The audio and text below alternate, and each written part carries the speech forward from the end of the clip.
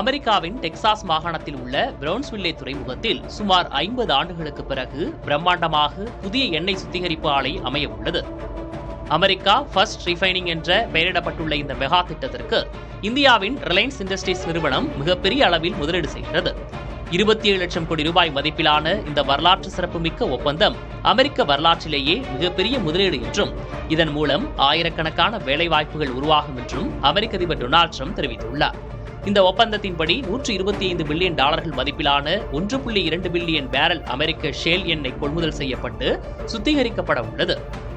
நாளொன்றுக்கு 1.6 லட்சம் பேரல்கள் என ஆண்டுக்கு 6 கோடி பேரல்கள் கச்சா எண்ணெயை உற்பத்தி செய்யும் திறன் கொண்ட சுத்திகரிப்பு ஆலை பிரவுன்ஸ்வில்லேவில் அமைக்கப்பட உள்ளது.